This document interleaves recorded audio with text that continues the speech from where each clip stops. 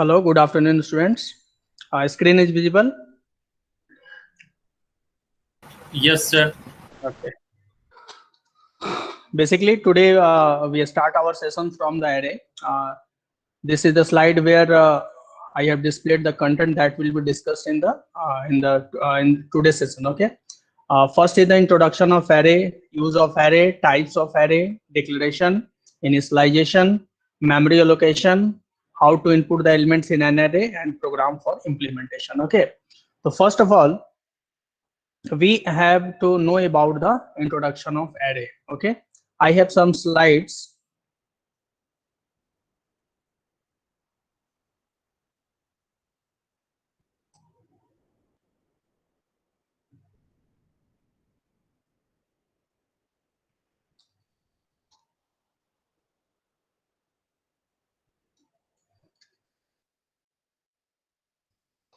First of all we discuss about the array.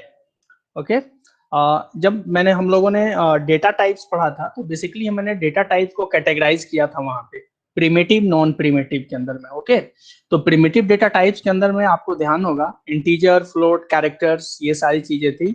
और non primitive के अंदर में जो था वो था एरे था, स्ट्रिंग था. ओके, तो यहाँ पे बेसिकली यहाँ पे जो एरे आ रहा है, एरे का काम क्या होता है सबसे पहले हम लोग ये देखेंगे. ठीक है ना, what is do mean by array. तो basically array is a collection of similar data types. क्या है? Array is a collection of similar primitive data types. That means कि एरे, अगर सपोज कीजिए कि हमें सिंपल अभी तक जो हम लोग काम कर रहे हैं वो सिंपली सिंगल डेटा पे काम कर रहे हैं. ठीक है, मल्टीपल डेटा पे भी हम काम कर पा रहे थे, लेकिन किस केस में काम कर रहे थे?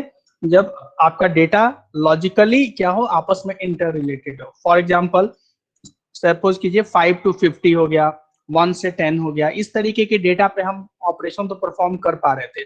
लेकिन अगर हमें कोई रैंडम वैल्यू पे काम करना है, सपोज कीजिए कि हमें ऑड इवन ही चेक करना है, लेकिन हमको वो नंबर्स लेने हैं 5, फिर लेना है 8, फिर लेना है 3, फिर लेना है 7, फिर लेना है 13.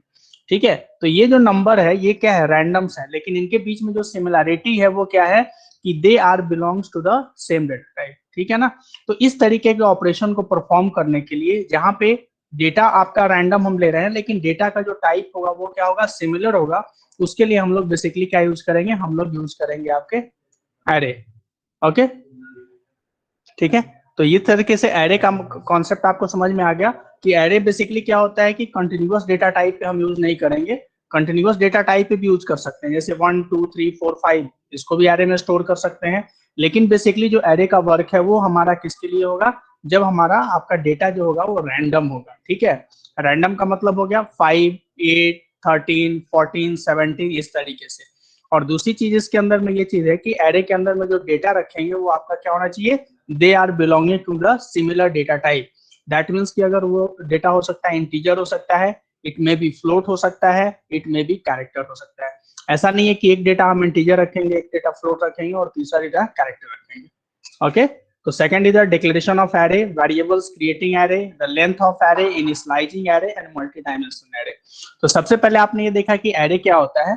फिर एरे का यहाँ पे बेसिकली एरे को हम लोग बोलते हैं linear data structure. Okay, array is a collection of linear data structure. ठीक है, तो collection of linear data structure का मतलब ये हो गया कि यहाँ पे जो भी हमारा एरे का जो एक कलेक्शन होगा वो क्या होगा? लीनियर होगा. लीनियर का मतलब क्या हो गया? दैट मीन्स कि सीक्वेंस. दैट मीन्स कि अगर किसी के एरे के अंदर में हमारे पास, अगर यहाँ पे आप देख रहे हो ये स्लाइड्स के अंदर में इंट नम 10 लिखा हुआ है. ठीक है, तो यहाँ पे जो इंट क्या है? डेटा टाइप है. num num is the name of the array और 10 क्या है? 10 is the size of the array. Size का मतलब क्या है कि दैट मीन्स कि the num is the array that can store the maximum 10 values. ठीक है, वो 10 वैल्यू को स्टोर कर सकता है. और वो जो वैल्यूज है उनके जो डेटा टाइप्स क्या होगा? That is the integer. Okay, तो इस तरीके से हम क्या कर सकते हैं इस एरे को? This is the declaration of the array. Okay, जहां पे हमने एक एरे डिक्लेयर किया है जिसका नाम क्या है? नम, जिसकी साइज कितनी है? 10, और जिसका डेटा टाइप कितना है? डेटा टाइप क्या है? इंटीजर. ओके, तो इस तरीके से आप यहाँ पे देख रहे हो कि यहाँ पे हमने एरे के अंदर में एलिमेंट स्टोर किया है. ठीक है, अब दूसरी बात यहाँ पे ये है कि how array is known as the linear data structure. इसको लीनियर डेटा स्ट्रक्चर क्यों बोलते हैं? लीनियर डेटा स्ट्रक्चर बोलने के पीछे कारण ये है कि यहाँ पे जो नंबर ऑफ एलिमेंट्स जो होते हैं एरे के अंदर में, उनका जो मेमोरी लोकेशन होता है वो सीक्वेंस में होता है। सीक्वेंस का मतलब क्या है, सपोज कीजिए कि आपके क्लास में रोल नंबर 1 to 5 है, तो सीक्वेंस अगर आपको बोले सीटिंग अरेंजमेंट करने के लिए, तो सबसे पहला क्या होगा, रोल नंबर 1, उसके बाद रोल नंबर 2, उसके बाद roll number 3, roll number 4, roll number 5। इस तरीके से आप क्या करेंगे, सीट एलोकेट करेंगे। उसी तरीके से यहाँ पे क्या है कि अगर 10 नंबर्स है तो फर्स्ट नंबर पहले पे आएगा, उसके बाद 2 नंबर, फिर 3 number, 4 number, 5 number, 6 number. Okay, अब यहाँ पे एक चीज आप देख रहे होंगे, इंट नम 10, इंट लिखा हुआ है, तो जनरली इंटीजर क्या होता है, 2 बाइट्स मेमोरी ऑक्युपाई करता है। लेकिन ये एक एरे है जिसका नाम क्या है, नम, और इसके अंदर में कितने डेटा है, 10, और उस डेटा का जो डेटा टाइप है वो क्या है, इंटीजर है। तो एक इंटीजर अगर 2 बाइट लेता है तो 10 अगर अगर एलिमेंट्स अगर हम स्टोर करें एरे के अंदर में, तो कितना मेमोरी एलोकेट करेगा, 10 into 2, यानी ये जो नम इंटीजर, ये नम आपका एरे है, ये कितना मेमोरी एलोकेट करेगा, 20 बाइट्स। ओके, अगर मान लीजिए कि इंट के जगह पे क्या होता है, यहाँ पे इंट के जगह पे फ्लोट होता, तो फ्लोट कितना बाइट लेता है, 4, और यहाँ पे साइज कितनी है, 10, तो 4 into 10 कितना हो जाएगा, 40 हो जाएगा। ठीक है, इस तरीके से यहाँ पे ये मेमोरी एलोकेट करवा सकते हैं। Okay, now this is the declaration of the array. Okay, यहाँ पे देखिए, जैसे मैंने आपको बताया कि array is a collection of similar data type. Similar का मतलब क्या है कि एक ही तरीके का डेटा हम स्टोर कर सकते हैं, जिसके अंदर में उसका डेटा टाइप क्या होना चाहिए, सिमिलर होना चाहिए। दैट मींस इट में बी इंटीजर, इट में बी फ्लोट, इट में बी कैरेक्टर। यहाँ पे सपोज कीजिए, यहाँ पे 3 एग्जांपल्स दिया हुआ है। सबसे पहला एरे है जो कि इंटीजर टाइप का है, उस एरे का नाम क्या है, लिस्ट, और उसकी साइज क्या है, 10। ओके, दूसरा जो हमारा एरे है वो किस टाइप का है, कैरेक्टर। दैट मीन्स कि इसके अंदर में हम सिर्फ कैरेक्टर स्टोर कर सकते हैं। और आपको ये पता है कि कैरेक्टर लिखने का तरीका क्या है, कि any symbols, any characters, any numbers that includes in a single quote that will be treated as a character। यानी कोई एक नंबर भी है, 1 है, वो भी कैरेक्टर ट्रीट होगा कब, जब उसको हम सिंगल कोट के अंदर में लिखेंगे। ठीक है, अगर हम कोई अल्फाबेट लिख रहे हैं ए, अगर उसको हम सिंगल कोट के अंदर में लिख रहे हैं तो that will be treated as also as a character.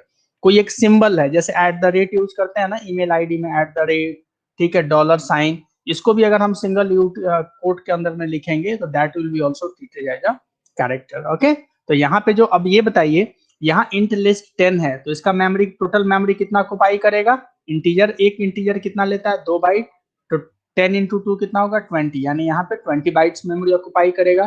Character कितना बाइट ऑक्युपाई करता है, 1 बाइट। साइज कितनी है, 15, तो 1 into 15 कितना होगा, यानी 15 बाइट मेमोरी लेगा। फ्लोट है, फ्लोट कितना मेमोरी ऑक्युपाइड करता है, 4 बाइट। ठीक है, तो यहाँ पे जो हमारा यहाँ पे एरे है उसका नाम क्या है, HAT हैट। ठीक है, और इसके अंदर में इसकी टोटल कैपेसिटी कितनी है, यानी इसके अंदर में हम 20 फ्लोट डेटा को इंसर्ट कर सकते हैं एट ए टाइम।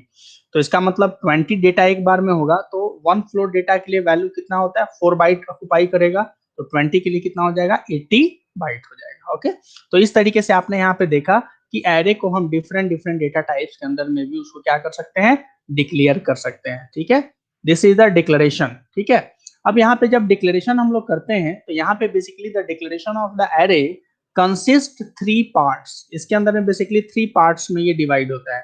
सबसे पहले data type integer, num, num क्या होगा, it is should be a valid identifier. ठीक है, दैट मींस कि the name of the variable. Num क्या है, num is just like an array. Okay, और यहाँ पे जो 10 लिखा हुआ है, यहाँ पे 10, ठीक है, ये जो एरो साइन आप देख रहे हैं यहाँ पे, this is known as the subscript. ठीक है ना, क्या बोलते हैं, सबस्क्रिप्ट। तो ये सबस्क्रिप्ट क्या है कि according to the subscript we can categorize the array. अगर यहाँ पे आप देख रहे होंगे कि सिंगल सबस्क्रिप्ट है, ठीक है ना, यहाँ पे एक ओपन हुआ है और दूसरा क्लोज हुआ है, तो सिंगल सबस्क्रिप्ट, दैट मीन्स कि वैसा कोई array, the array which consist a single subscript that will be known as the one dimensional array. ठीक है, अगर इसी के जगह पे अगर सपोज कीजिए यहाँ पे है और यहाँ पे भी अगर एक और सबस्क्रिप्ट दिया होता तो उसको हम क्या बोलते हैं, 2 डायमेंशनल एरे।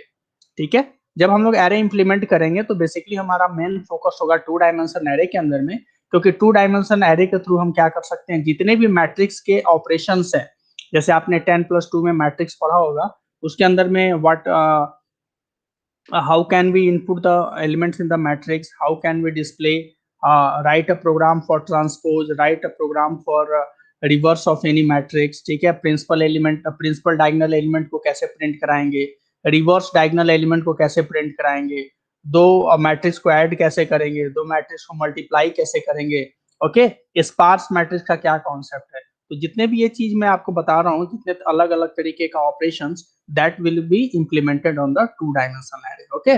तो दैट मीन्स कि डायमेंशनल का जो कॉन्सेप्ट है वो क्या है कि एरे के अंदर में अगर एक सिंगल सबस्क्रिप्ट है तो that will be known as the one dimensional, ठीक है। अगर यही दो सबस्क्रिप्ट होगा तो वो टू डायमेंशनल हो जाएगा, ओके। नाउ यहाँ पे एक चीज आप देख रहे हैं कि यहाँ पे नम 10 लिखा हुआ है, तो यहाँ पे जो 10 लिखा हुआ है that is the 10 indicates the size, okay. तो यहाँ पे बेसिकली जब भी हमें एरे को इम्प्लीमेंट करना होता है तो उसके लिए हम लोग बेसिकली क्या यूज करते हैं, लूप यूज करते हैं, ओके। और जब भी एरे के अंदर में जो हमारा एलिमेंट होगा उसको एक्सेस करने के लिए हम लोग ये क्या यूज करते हैं, उसका इंडेक्स, क्या यूज करते हैं, इंडेक्स। तो यहाँ पे जो इंडेक्स इसका स्टार्ट होता है वो किससे स्टार्ट होता है, जीरो से, यानी पहला जो एलिमेंट होगा वो किस पे जाएगा, नम जीरो पे, दूसरा एलिमेंट किस पे जाएगा, नम वन पे, और जो हमारा लास्ट एलिमेंट होगा वो किस पे चला जाएगा, नम नाइन पे। क्लियर है। तो जब हम जीरो से काउंटिंग शुरू करेंगे तो हमारा 10 एलिमेंट कहाँ पे कंप्लीट हो जाएगा, 9 पे। तो इसीलिए number zero references the first element in the array, okay. तो यहाँ पे आपको ये पता चल रहा है कि नम जीरो जो है वो क्या इंडिकेट कर रहा है, वैसा कोई एरे जिसका इंडेक्स जीरो हो, it always indicates the first element of the array, okay. और जिसका यहाँ पे इंडेक्स 9 है, यहाँ पे साइज कितनी है, 10, तो साइज से एक कम का जो इंडेक्स होगा वो हमेशा किसको इंडिकेट करेगा, it indicates the last element of the array, okay. Okay, अब यहाँ पे बेसिकली क्या है, हम लोग बात करेंगे the length of the array. Length का मतलब होता है साइज, ठीक है। तो यहाँ पे बेसिकली क्या होता है कि जब हम एक बार साइज किसी एरे का हमने फिक्स कर दिया, ठीक है ना, तो उसको हम लोग कभी भी चेंज नहीं कर पाएंगे, ओके। सपोज कीजिए कि हमने यहाँ पे एक इंट एड 10 लिखा हुआ है और यहाँ पे आपने एरे की साइज कितनी है, 10। अगर हम चाहें कि इसको 11 कर दें आगे चल करके तो ये पॉसिबल नहीं होता है, ठीक है ना। दैट मीन्स कि we cannot insert any number to array 11। तो एरे 10 क्या है, दैट मीन्स कि लास्ट एलिमेंट आपको बता रहा है, ठीक है। तो इसी तरीके से हम नेक्स्ट लोकेशन पे नहीं जा सकते। दैट मीन्स कि जब आप आगे पढ़ेंगे इसी कॉन्सेप्ट को तो वहां पे जब डायनेमिक मेमोरी लोकेशन आएगा उस केस में हम क्या कर सकते हैं, एरे के साइज को इंक्रीज और डिक्रीज कर सकते हैं, ठीक है। लेकिन अभी जो है हम एरे की साइज को सिर्फ फिक्स रखेंगे। फिक्स एरे की साइज जैसे ही हम एक बार डिक्लेयर कर देते हैं उसके बाद हम उसके स्कोप में कोई अपडेशन या कोई चेंजेस नहीं कर पाएंगे, ओके। अब यहाँ पे सिंपली डिक्लेरेशन, क्रिएटिंग और इनिशियलाइजेशन, अभी इसके पहले आपने पढ़ा था सिर्फ डिक्लेरेशन। अब यहाँ पे हम लोग देखते हैं initialization, how to initialize the array. यहाँ पे आप देख रहे होंगे इंट माई एरे नाम का एक एरे है जिसकी साइज कितनी है, 5 है, ओके। अब इस 5 के अंदर में हमने जो वैल्यू दी है 1 2 3 4 5, ओके, क्लियर दे दिया यहाँ पे।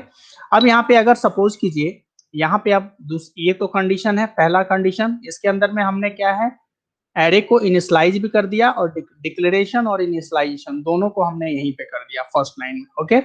सेकंड जो कॉन्सेप्ट है इसके अंदर में आपको ये बताया गया है कि पहले तो हमने क्या किया है, एरे को डिक्लेयर कर दिया। एरे का नाम क्या है, student age, okay. Student age नाम का एरे है जिसकी साइज कितनी है, 4 है, ओके। अब हमारा क्या कर रहे हैं कि सारे एलिमेंट के अंदर में, यानी जैसे स्टूडेंट एज यहाँ पे 4 है तो हमारा जो पहला एलिमेंट है वो किस पे जाएगा, 0 पे, सेकंड एलिमेंट 1 पे, थर्ड एलिमेंट 2 पे और फोर्थ एलिमेंट 3 पे, ठीक है। तो जो फर्स्ट एलिमेंट है उसपे हम कितना वैल्यू दे रहे हैं, 14, यानी स्टूडेंट एज 0 की वैल्यू कितनी हो गई, 14। स्टूडेंट एज 1 यानी सेकंड जो एलिमेंट है उसकी वैल्यू कितनी होगी, 13। स्टूडेंट एज 2 दैट मीन्स इसकी वैल्यू कितनी होगी, 15। और स्टूडेंट एज 3 इसकी वैल्यू क्या होगी, 16। तो इस तरीके से दो डिफरेंट अप्रोच के थ्रू हम क्या कर सकते हैं, एरे को इनिशियलाइज कर सकते हैं, okay. Now we go for the practicals, ठीक है। वहां पे हम लोग ये देखेंगे कि इसको लीनियर क्यों बोलते हैं। इसके बाद मैं आपको प्रैक्टिकली करके ये बताऊंगा कि लीनियर का कॉन्सेप्ट क्या है। जैसे मैंने आपको बताया कि जो फर्स्ट एलिमेंट है वो सबसे पहले लोकेशन पे जाएगा, देन उसके बाद दूसरा एलिमेंट, देन उसके बाद तीसरा, फिर फोर्थ, फिर 5। तो इस ये तो थ्योरेटिकली कॉन्सेप्ट है जो मैं आपको बता रहा हूँ, लेकिन इसको प्रैक्टिकली भी हम लोग एज्यूम कर सकते हैं, ओके। तो सबसे पहले चलते हैं वहां पे प्रैक्टिकल कॉन्सेप्ट्स के लिए कैसे यूज करते हैं।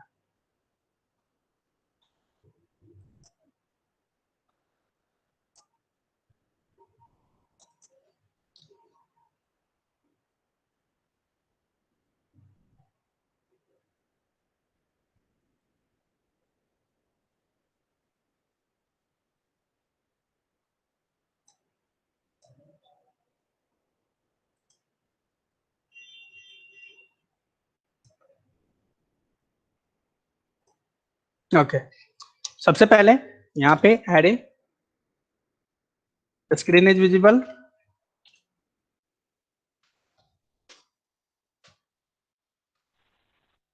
it is a collection of similar data types. Second क्या है,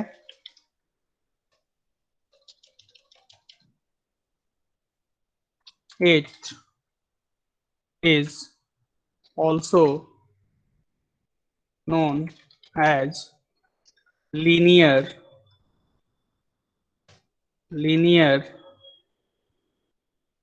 और sequential डेटा स्ट्रक्चर। ठीक है, सेकंड पॉइंट हो गया। थर्ड क्या है, it allocates continuous memory allocation. it allocates continuous memory allocation. It access the elements by its index. हम जो इसके एलिमेंट को एक्सेस करते हैं वो किसके थ्रू करते हैं, इंडेक्स। ठीक है, index, the index of first element is 0।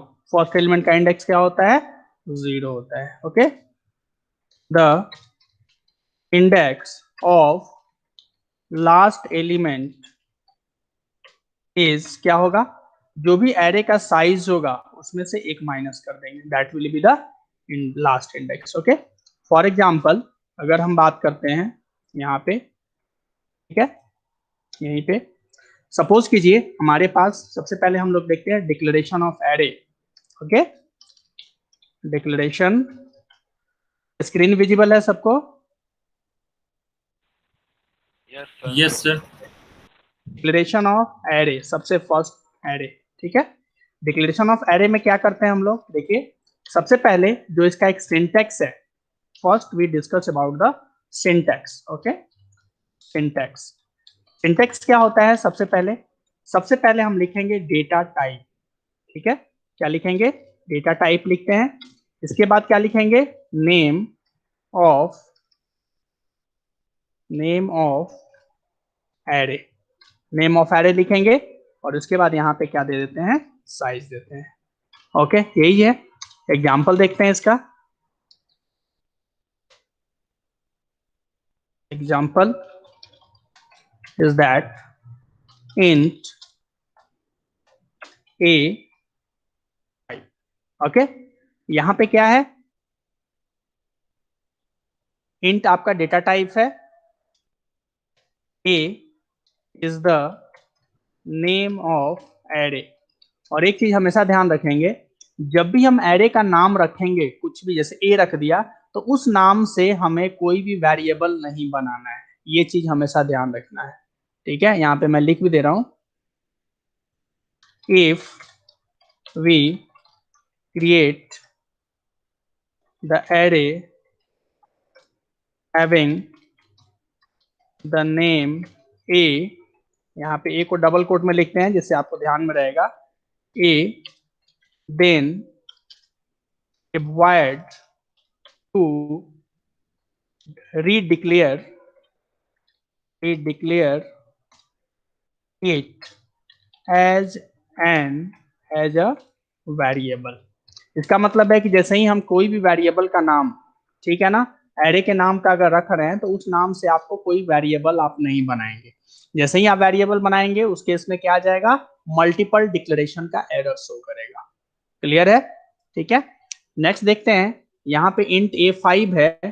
ठीक है, तो इंट a5 जो है मेमोरी कितना लेगा, memory occupied by the array. ठीक है, अब यहाँ पे आप देख रहे हैं इंटीजर जो है कितना बाइट लेता है, 2, है ना, और एल साइज कितनी है, 5। तो यहाँ पे जो फॉर्मूला हम यूज कर सकते हैं, memory occupied by the data type into क्या हो जाएगा, साइज। यही होगा ना, साइज का मतलब क्या हो गया, एरे। तो यहां अगर हम बात करते हैं तो memory occupied by the data type, तो डेटा टाइप क्या है हमारा, इंटीजर है। तो इंटीजर कितना मेमोरी ले रहा है, सपोज कीजिए 2 ले रहा है,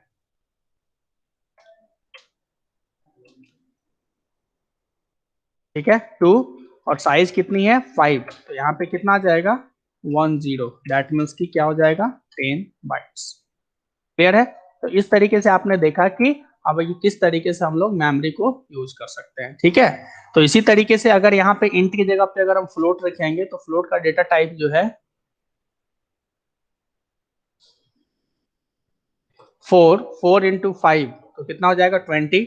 अगर इंट की जगह पे अगर हम कैरेक्टर यूज करते हैं तो कैरेक्टर कितना बाइट लेता है 1 इंटू 5 कितना होगा 10 बाइट्स, ठीक है। यहाँ पे जो मैं ये चीज बता रहा था, यहाँ पे यहाँ पे आप बार बार मैं बता रहा हूँ, देखिए 5 जो लिखा हुआ है वो एक देख रहे हो ना, बड़ी वाली ब्रैकेट है उसके अंदर में लिखा हुआ है।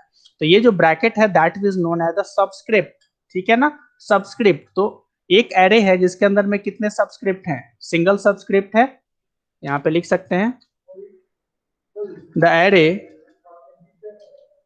the array that consists a single subscript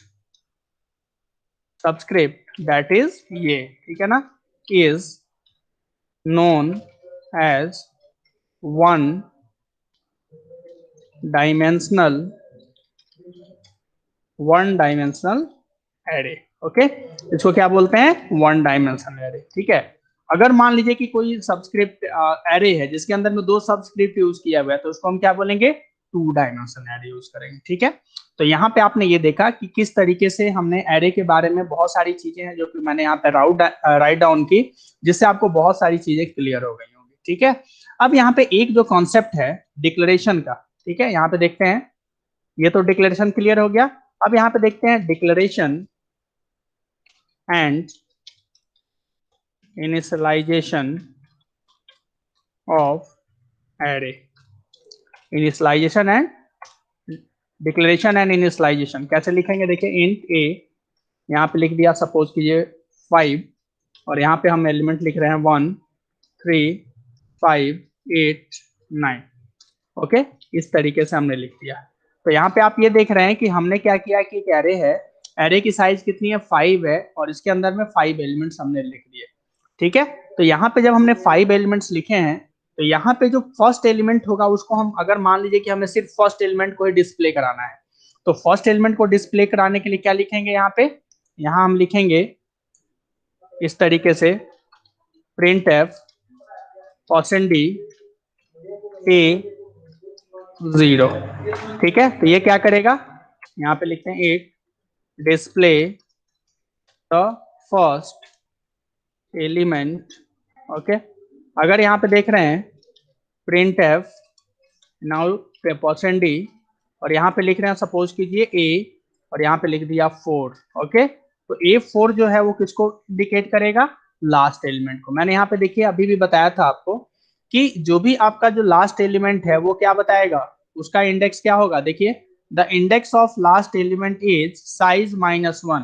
तो यहाँ पे जो साइज है कितनी है, एरे की 5 है, 5 - 1 करेंगे तो क्या होगा 4। तो दैट मीन्स क्या करेगा ये, it display the last element of the array, ठीक है। तो इस तरीके से आपने देखा कि फर्स्ट एलिमेंट और लास्ट एलिमेंट को हम कैसे डिस्प्ले करा सकते हैं, ठीक है। तो यहाँ पे आपने ये चीज देखा कि किस तरीके से यहाँ पे इंडेक्स पे हम काम कर रहे हैं।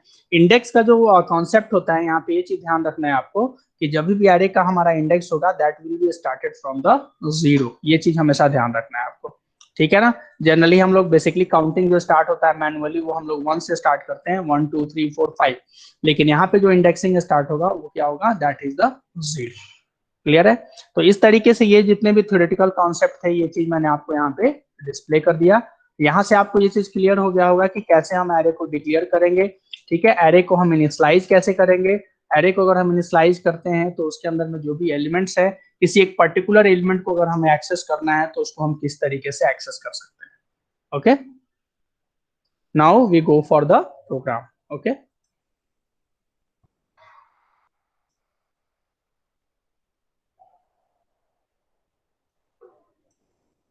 सबसे पहले हम लोग यहाँ पे एक एरे लेते हैं, void main। यहाँ पे बहुत सारी ऐसी चीजें हम लोग अभी देखेंगे जो कि थोड़ा सा बुक्स में जो चीज मेंशन नहीं होता है, ठीक है, इसीलिए इसको थोड़ा ध्यान से आप लोग देखेंगे। सबसे पहले यहाँ पे लिखते हैं A5। प्रैक्टिकली हर चीज को करके देखेंगे हम लोग। क्लियर स्क्रीन, ठीक है। सबसे पहली बात आ रही थी कि जैसे इंटीजर हम ले रहे हैं, ठीक है, तो ये एरे जो है वो कितना साइज ऑक्युपाई करेगा, ठीक है। अगर हमको प्रोग्रामेटिकली इसको देखना है तो फिर जैसे सिंपल एक डेटा टाइप को यूज करने के लिए हम क्या यूज करते थे, साइज ऑफ ऑपरेटर यूज करते थे, याद होगा आपको। उसी तरीके से यहाँ पे हम लोग यूज कर सकते हैं printf /n total memory occupied by the array, ठीक है ना। यहाँ पे क्या लिख सकते हैं %t, और यहाँ पे क्या लिखेंगे, सिंपल सा वही चीज है, साइज ऑफ, ठीक है। अब एरे का नाम क्या है, पूरा एरे नहीं लिखना है A5, यहाँ पे एरे का नाम क्या है A, तो यहाँ पे लिख देंगे A। ओके, और यहाँ पे कर देते हैं गेट ch। क्लियर।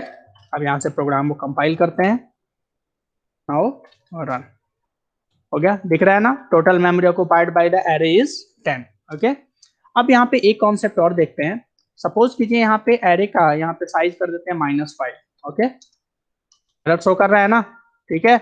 इसका मतलब क्या है कि एरे के अंदर में जो भी उसका जो साइज होगा, it always be A positive integer. समझ में आया, ठीक है। कभी भी ये निगेटिव में या कोई फ्लोट वैल्यू नहीं लेगा। क्लियर है, यहाँ पे मैं लिख दे रहा हूं, the size will be always a positive integer। ये चीज ध्यान रखना है हमेशा आपको। कभी कभी होता है मैं से -5 लिख दिया, अब आपसे पूछा जाएगा कि what will be the output, तो कंपाइल टाइम में एरर शो करेगा। क्यों, क्योंकि यहाँ पे जो आर्गुमेंट लेगा वो क्या होगा, हमेशा क्या लेगा, वो पॉजिटिव इंटीजर लेगा, ठीक है। क्लियर है। अब यहाँ पे एक फ्लोट वैल्यू भी डाल के देख लेते हैं एक बार, ठीक है ना। 2.5 डाल दिया, कंपाइल कर लिया, फिर आ रहा है ना कांस्टेंट एक्सप्रेशन रिक्वायर्ड। इसका मतलब कह रहा है कि यहाँ पे 2.5 यानी फ्लोट वैल्यू को एक्सेप्ट नहीं करेगा, वो हमेशा राउंड फिगर वैल्यू को लेगा, यानी एब्सोल्यूट वैल्यू को लेगा।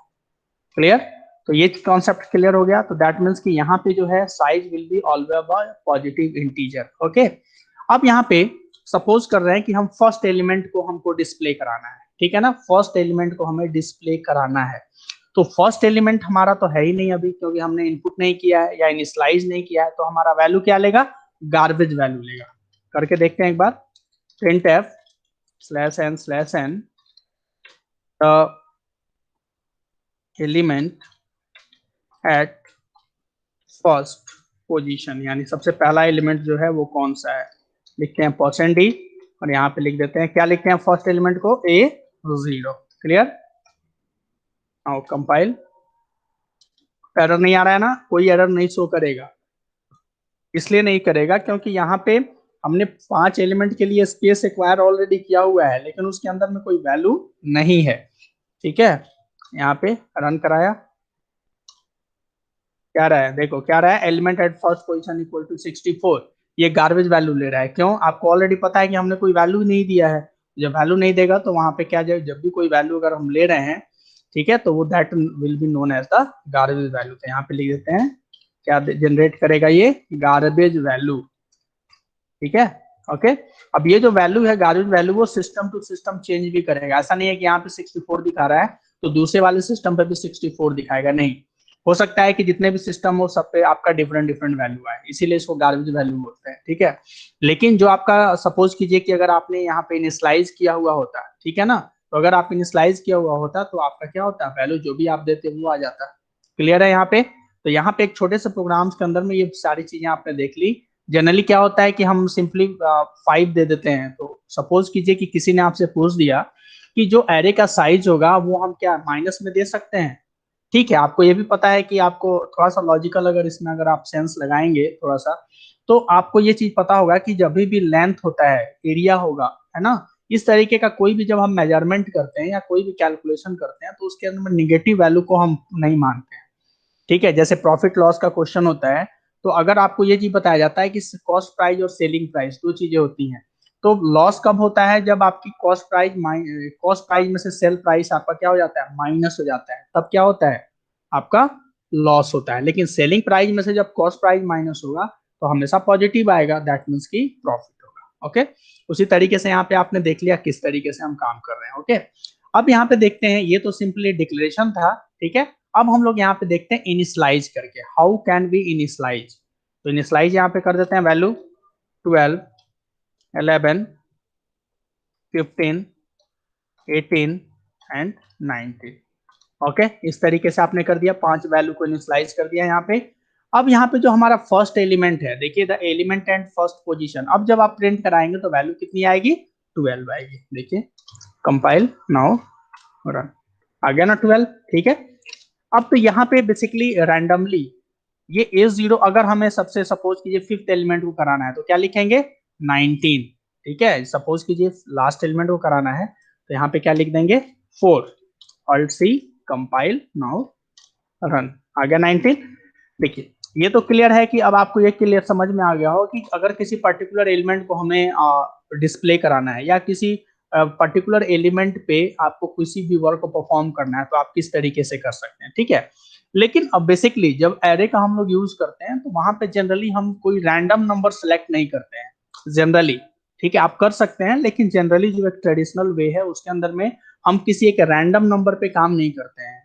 बेसिकली एरे के अंदर में जितने एलिमेंट्स होते हैं हमें सारे पे एक सेम ऑपरेशन को परफॉर्म करना होता है, ठीक है।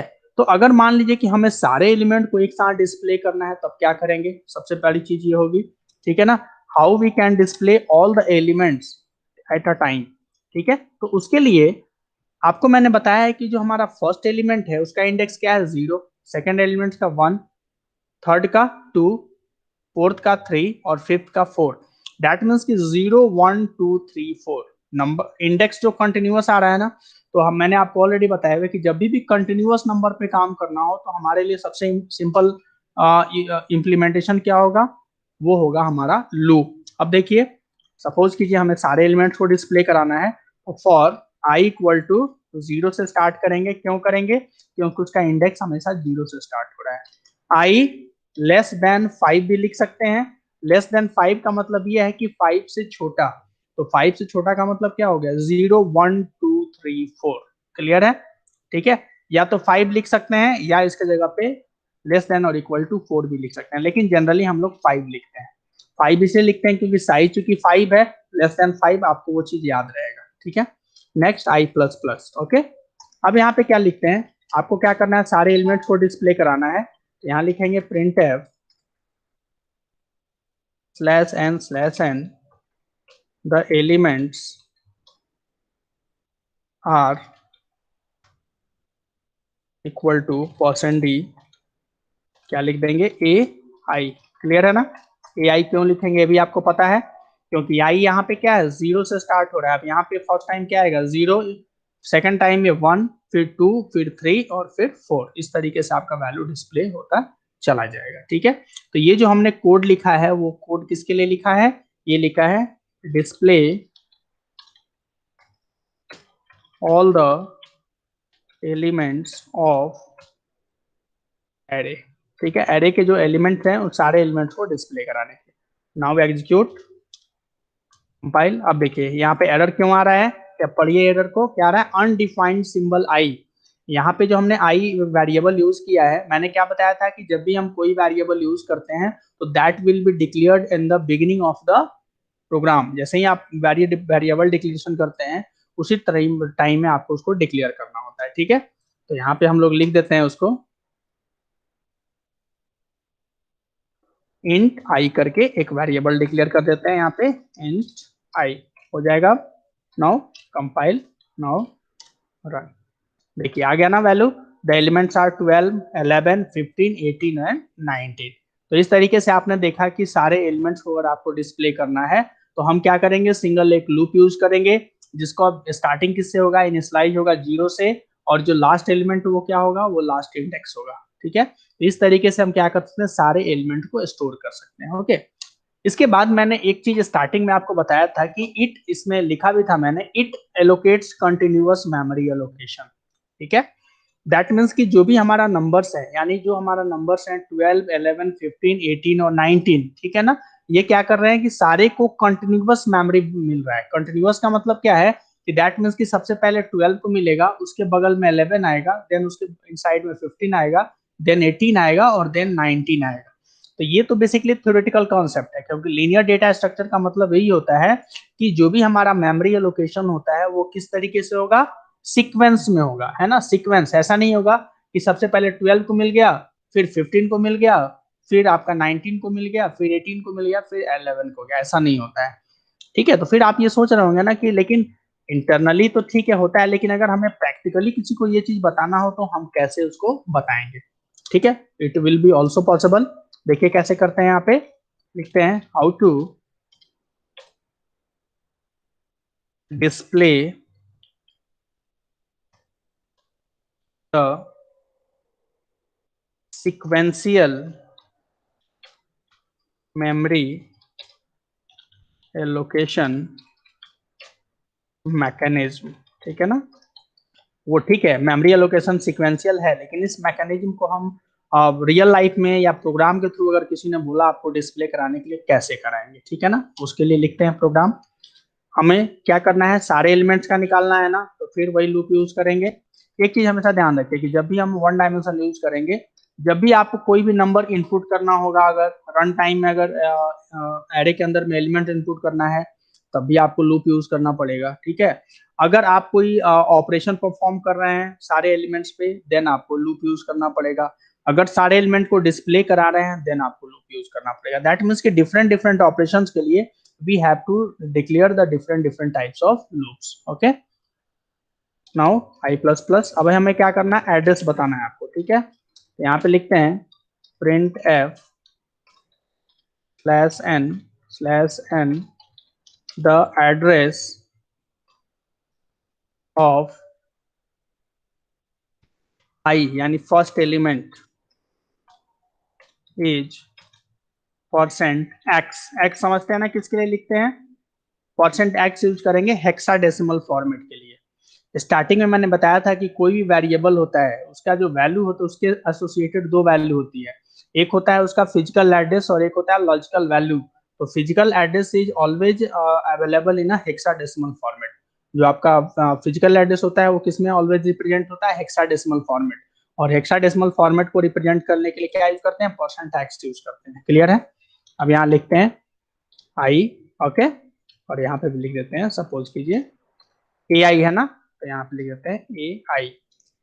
अब यहाँ पे इस AI का हमें क्या करना है, इस AI को हमें क्या करना है, AI तो सिंपल वैल्यू के लिए बताए थे ना। ठीक है, लेकिन मैंने आपको ये भी बताया था कि जब भी हम किसी भी वेरिएबल का एड्रेस हमें फाइंड आउट करना है ना, तो एड्रेस अगर फाइंड आउट करना है तो हम क्या करेंगे, उस वेरिएबल को जो लिखते हैं डिस्प्ले करने के, जैसे A लिख दिया, AI लिख दिया, उसके एक साइन यूज करते हैं, एम्परसेंड सिंबल यूज करते हैं। ठीक है, इससे क्या होगा कि जो भी उसका एड्रेस होगा उसको वो रिप्रेजेंट करेगा। ठीक है, तो यहाँ पे आपने देखा कि how to display the sequential memory allocation mechanism. इसके लिए हमने कुछ नहीं किया, एक सिंपल एक लूप यूज कर लिया है। ठीक है, इसके बाद the address of I element, यानी आई का मतलब क्या है, फर्स्ट एलिमेंट, यहाँ पे %d लिख देते हैं, %d एलिमेंट इज %x। ठीक है, यानी एड्रेस ऑफ %d की जगह पे क्या आएगा, फर्स्ट एलिमेंट आएगा। ठीक है, तो आई किससे स्टार्ट हो रहा है आपका, 0 से, लेकिन जो हम एड्रेस ऑफ 0 एलिमेंट थोड़ी बोलेंगे, हम क्या बोलेंगे, एड्रेस ऑफ फर्स्ट एलिमेंट। तो यहाँ पे क्या कर देते हैं, i+1 कर देते हैं। ठीक है, और यहाँ पे %x का मतलब क्या है कि जो AI है ना, AI का मतलब क्या है, फर्स्ट एलिमेंट का एम्परसेंट, एम्परसेंट का मतलब क्या है, एड्रेस। ठीक है, तो इस तरीके से आपका ये प्रोग्राम एग्जीक्यूट कर जाएगा। ठीक है, अब इसको एक बार रन करा के देखते हैं, फिर मैं आपको बताऊंगा कि किस तरीके से वो मेमोरी एलोकेट हो रहा है। Okay, compile now run. आप यहाँ पे देख रहे होगे सबसे लास्ट में FFEC दिख रहा है। अब आप ये सोच रहे हो FF क्यों दिख रहा है, आपको ऑलरेडी पता है कि जो हेक्साडेसिमल का जो ऑप्शन है वो क्या होता है, 0 to 9 और A to F, इसी का कॉम्बिनेशन होता है ना। तो फर्स्ट एलिमेंट जो हमारा FFEC पे है, दूसरा है FFE पे है, तीसरा ट्रिपल एफ 0 पे है, फिर ट्रिपल एफ 2 पे है और ट्रिपल एफ 4 पे। अब आप ये सोच रहे हो कि ये जो वैल्यू आ रहा है इसके अंदर में कोई सीक्वेंस तो हमें पता ही नहीं चल रहा है। सीक्वेंस है, थोड़ा सा आप समझेंगे तब हो जाएगा। सबसे पहला एलिमेंट क्या है, एफ एफ ई सी, ठीक है। फर्स्ट एलिमेंट हमारा क्या है, एफ एफ ई सी लोकेशन पे है, ठीक है। अब सपोज कीजिए कि एक एलिमेंट हमारा कितना बाइट ले रहा है, 2 बाइट, ठीक है। तो जो सेकंड एलिमेंट होगा वो 2 बाइट अगर उसमें ऐड कर देंगे तो उसका पोजीशन पता चल जाएगा, ठीक है। तो सी में अगर हम 2 ऐड करें तो सी में क्या होगा, सी के बाद डी और डी के बाद ई। तो देखिए सेकंड एलिमेंट आ गया ना, एफ एफ ई ई, ठीक है। अब इसके अंदर में भी 2 ऐड करें तो ई के बाद क्या होगा, एफ। एफ एफ के बाद किस पे चला जाएगा, सीधा वैल्यू 0 पे, ठीक है, क्योंकि एफ के बाद जी तो नहीं आता ना इसमें, 0 to 9 F2 है, तो 0 आ गया। फिर 0 के बाद नेक्स्ट 2 ऐड होगा तो 0 से 2 हो गया, और 2 के बाद फिर नेक्स्ट ऐड होगा तो यहाँ पे 4 हो जाएगा। समझ में आ गया। तो इसीलिए इसको हम लोग क्या बोलते हैं, सीक्वेंशियल मेमोरी एलोकेशन। इसकी इस आउटपुट के अंदर में एक और चीज आप दे सकते हैं, जब भी हम लोग एरे पढ़ते हैं तो एरे के अंदर में एक कॉन्सेप्ट यूज किया जाता है जिसको आप लोग जब डेटा स्ट्रक्चर पढ़ेंगे तो वहां पे एक टर्म यूज किया जाता है, बेस एड्रेस, ठीक है। तो सबसे पहले यहाँ पे ये समझना है कि बेस एड्रेस क्या है। Basically the term base address is also associated with the array, okay. अब एरे से इसका क्या रिलेशनशिप है वो मैं आपको बता दूं कि बेसिकली क्या होता है कि जो एरे का जो हमारा फर्स्ट एलिमेंट होता है, ठीक है, जो यहाँ पे एरे का फर्स्ट एलिमेंट कौन सा है, 12 है, ठीक है। 12 का एड्रेस क्या है, एफ एफ ई सी। तो जो फर्स्ट एलिमेंट एरे का जो फर्स्ट एलिमेंट होता है, ठीक है, उसका जो एड्रेस है, ठीक है, दैट मीन्स कि the address, the physical address of the first element of the array is called as the base address, okay. इसको क्या बोलते हैं, बेस एड्रेस। अब ये भी आप क्वेश्चन पूछ सकते हैं कि why it is called as the base address. देखिए इसको बेस एड्रेस बोलने का मतलब ये है कि अगर हम किसी भी एरे के अंदर में अगर आपको बेस एड्रेस उसका पता है तो we can easily find out the physical address of the another elements, कर सकते हैं ना, ठीक है। इस चीज को अगर हम चाहें तो थोड़ा सा प्रैक्टिकली भी देख सकते हैं, ठीक है। अभी यहाँ पे देखने के लिए ये चीज क्लियर है, ठीक है। अब इसके थोड़ा सा नीचे चलते हैं हम लोग, यहाँ पे बताते हैं आपको फिर कैसे होता है। यहाँ पे एक छोटा सा एग्जांपल लेके सपोज कीजिए यहाँ पे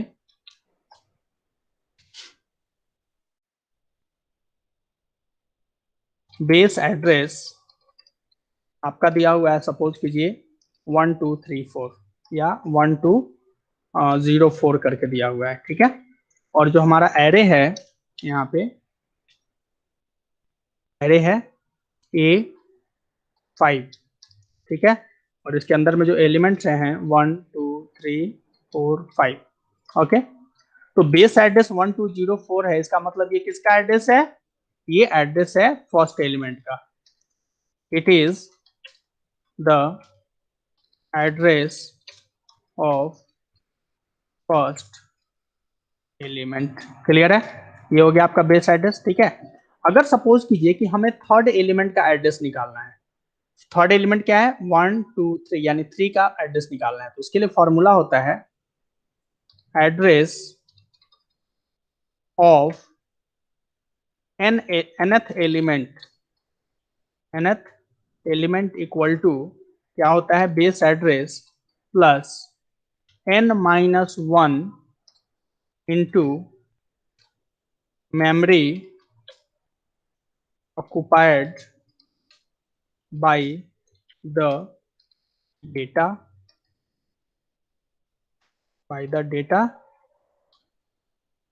टाइप, ठीक है।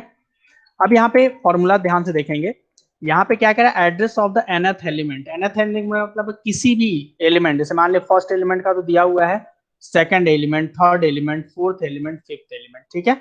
तो अगर किसी का भी निकालना है तो उसका फॉर्मूला क्या होगा, base address. Base address already दिया हुआ है n-1। सपोज कि ये थर्ड एलिमेंट का निकालना है तो n की वैल्यू कितनी होगी, 3 हो जाएगी, तो 3-1 हो जाएगा। और memory occupied by the data type, तो यहाँ पे जो आपका एरे है इसने किस टाइप के डेटा टाइप को स्टोर किया हुआ है, इंटीजर टाइप को। तो इंटीजर का मेमोरी कितना होता है, 2, ठीक है। तो अगर यहाँ पे क्वेश्चन एक लिखते हैं, find the address of third element, that is third element कौन सा है, 3 है। तो 3 के लिए हमारा क्या होगा, एड्रेस ऑफ थर्ड एलिमेंट है ना, तो यहाँ लिख देते हैं थर्ड एलिमेंट। तो थर्ड एलिमेंट का मतलब n की वैल्यू कितनी है, 3 हो गई ना। तो बेस एड्रेस कितना है 1204 प्लस n की वैल्यू कितनी है 3, 3 माइनस 1 होगा कितना 2 इनटू, और मेमोरी कितना लेगा इंटीजर 2। तो 1204 में जब 4 मल्टीप्लाई ऐड होगा तो कितना हो जाएगा 1208। तो ठीक है, तो यहाँ पे थर्ड एलिमेंट का एड्रेस निकल गया ना 1208। कैसे देखिए यहाँ पे पहले का कितना है 1204, क्लियर है। सेकंड में जब आएंगे तो कितना ऐड होगा, इंटीजर 2 बाइट ले रहा है, 2 बाइट ऐड हो जाएगा तो 1206 हो जाएगा। थर्ड पे जब आएंगे तो 2 बाइट और हो जाएगा, दैट इज 1208। ओके, तो इस तरीके से आपने देखा कि यहाँ पे बेसिकली यही चीज, यही एड्रेस आपका इसीलिए इसको हम क्या बोलते हैं बेसिकली फर्स्ट एलिमेंट का जो एड्रेस होता है, इसीलिए इसको हम क्या बोलते हैं बेस एड्रेस बोलते हैं। क्लियर है। तो यहाँ पे आपने ये देखा इस प्रोग्राम्स के अंदर में सबसे पहले आपने देखा कि how can we declare and how can we initialize the variable, ठीक है। इसके बाद आपने देखा कि इसको मेमोरी कैसे निकाल सकते हैं, टोटल मेमोरी को by using the size of operator. इसके बाद आपने को मैंने ये बताया कि इसके अंदर में एरे के अंदर में how can we access the elements of the array randomly. हम अगर हम चाहें तो रैंडम ऑर्डर में भी उसको एक्सेस कर सकते हैं बाय यूजिंग द इंडेक्स, ठीक है ना। इंडेक्स के थ्रू हम उसको रैंडमली एक्सेस कर सकते हैं। दूसरा इसमें कंडीशन मैंने ये बताया कि how can we display the sequence, display all the elements of the array. सारे एलिमेंट्स को अगर हमको डिस्प्ले करना है, जो कि जनरली हम लोग करते भी हैं, सारे बुक्स में आप यही देखते हैं कि सारे एलिमेंट्स को हम लोग यूज करते हैं या सारे एलिमेंट्स पे एक सिमिलर टाइप का ऑपरेशन परफॉर्म करते हैं। तो उसके लिए हम क्या करेंगे, एक सिंपली लूप यूज कर लेंगे जो स्टार्ट किससे होगा 0 से, और एंड कहाँ पे होगा जो उसकी साइज होगी। क्लियर। उसके बाद यहाँ पे क्या कर सकते हैं हम लोग द एलिमेंट्स आर करके, और यहाँ पे ai का मतलब क्या है कि according to the index the elements of the array will be displayed. Okay, इसके बाद मैंने आपको बताया कि how it will be known as the linear data structure. ठीक है, लीनियर क्यों बोलते हैं, और सीक्वेंशियल मेमोरी एलोकेशन, यानी जो मैंने बताया था कि it allocates continuous memory allocation. तो बेसिकली ये मैकेनिज्म इंटरनली कैसे परफॉर्म होता है, तो उसके लिए मैंने आपको सिंपली से ये चीज बताया कि यहाँ पे भी आप लूप यूज कर लेंगे। ओके, इसके बाद आप यहाँ पे क्या करेंगे, जो चूंकि आपको मैंने बताया हुआ है कि जो भी उसका फिजिकल एड्रेस होता है, फिजिकल का मतलब ये है कि कोई भी वेरिएबल हो या कोई भी एरे हो, जा करके उसको मेमोरी तो मिलती है ना। तो जब मेमोरी जो जहाँ पे मिलेगी तो दैट मीन्स कि it is known as the physical address. ठीक है, तो जो फिजिकल एड्रेस होता है it will be always represented in hexadecimal format. Okay, तो हेक्साडेसिमल फॉर्मेट के लिए हम लोग बेसिकली क्या यूज करते हैं, %x यूज करते हैं, इसीलिए यहाँ पे मैंने %x लिखा है। और ये भी मैंने बताया कि जब भी किसी भी वेरिएबल का फिजिकल एड्रेस निकालना हो या एरे का फिजिकल एड्रेस निकालना है तो हमेशा उसके आगे क्या लिख देंगे, उसके आगे एम्परसेंड लिख देंगे। ठीक है, इसके बाद यहाँ पे एक फॉर्मूला भी आपको बताया, address of nth element equal to base address plus n-1 into memory occupied by the data type. अगर हम इस चीज को चाहें तो इसको प्रोग्रामिंग इंप्लीमेंटेशन भी हम लोग यहाँ पे कर सकते हैं। Clear. Okay, now we go for the further programmes.